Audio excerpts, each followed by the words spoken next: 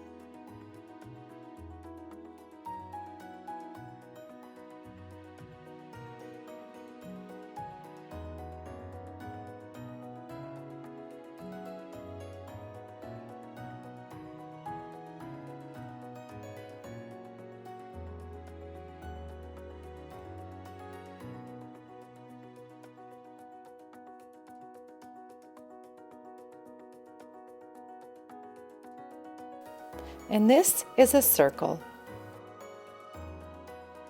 This is an oval.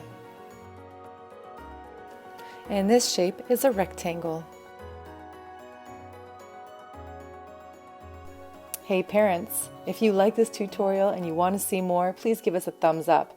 And if you're getting piles of artwork because of all this awesomeness, then you've got an app for that. It's called Artebula, and you can find it for free on the App Store and Google Play Store.